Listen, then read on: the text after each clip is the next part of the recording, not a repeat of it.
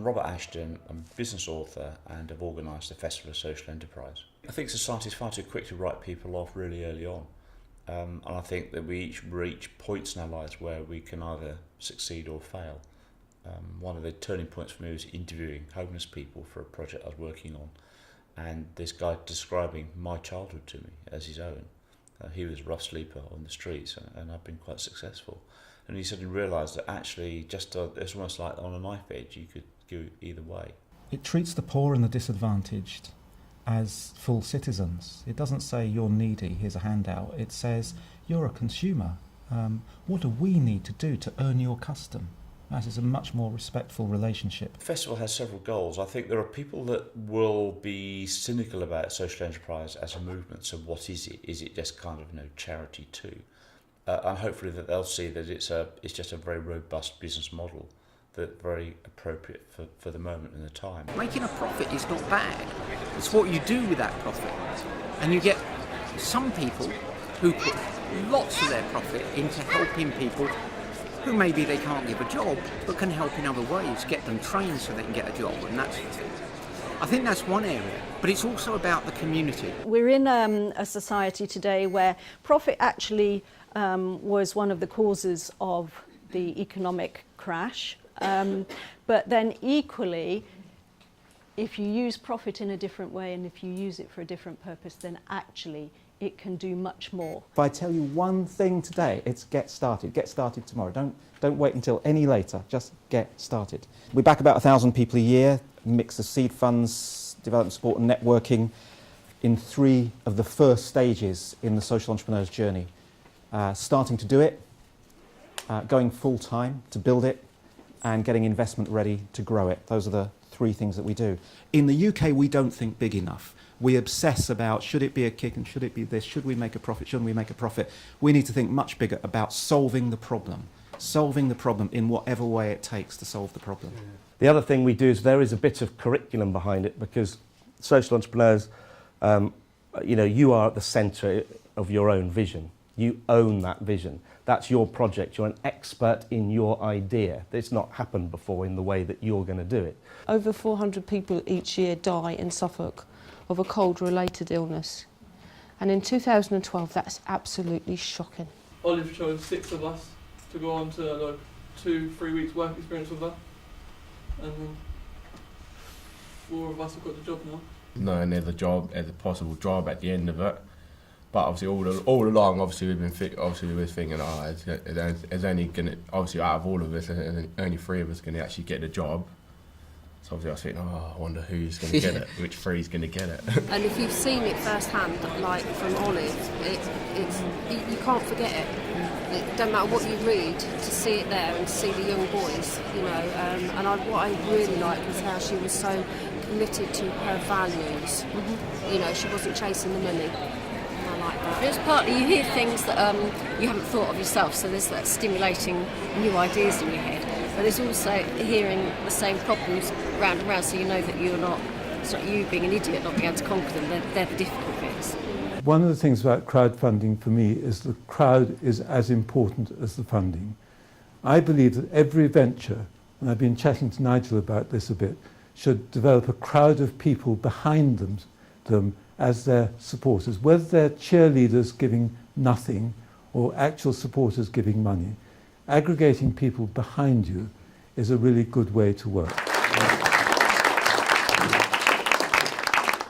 So that was, hope you agree, that was just fantastic. I loved every minute of that, and I always do when I hear Michael speak. And Michael gave a superb lead-in for Nigel's section now by saying that it's not about a handout, and that is kind of part of the strapline of the big issue. It is. So take it away, Nigel. Yeah, not a handout, not a hand-up. It doesn't matter where you are in the scale.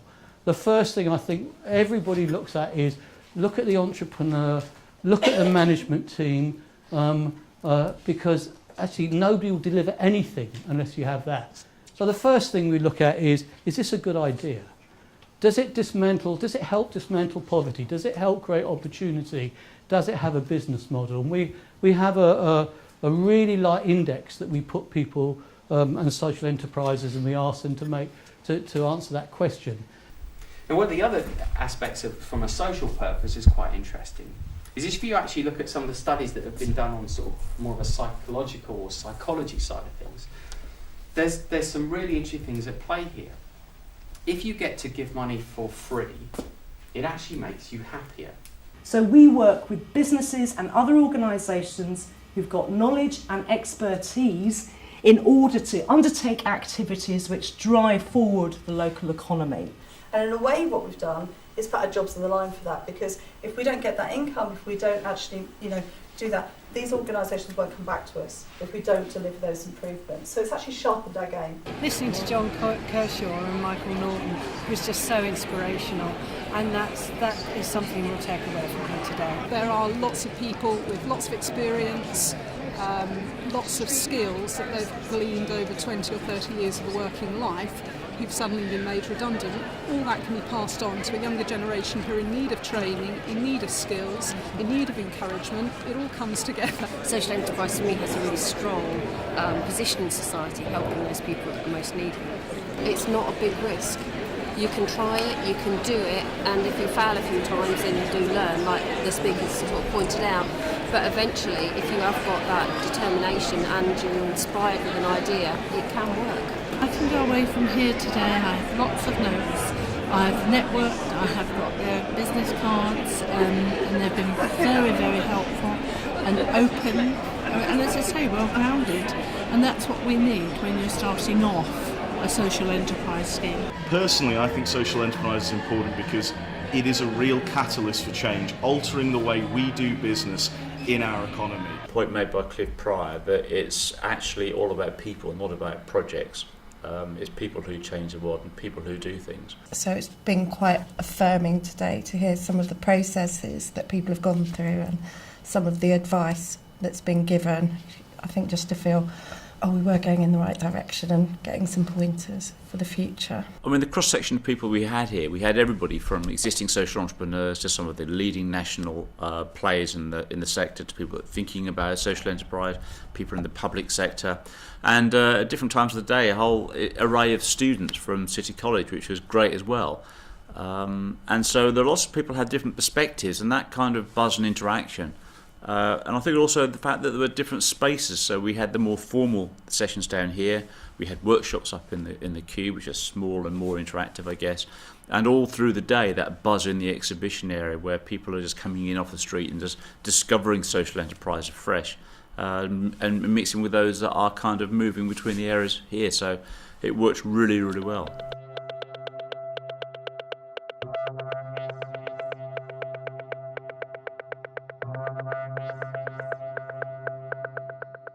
A social enterprise at the end of the day is a small business, and a small business normally flies by the seat of its pants. It's normally about selling, blagging, persuading, doing, and finding ways to solve the problems as they crop up, and that's exactly what people here will hopefully be doing right now.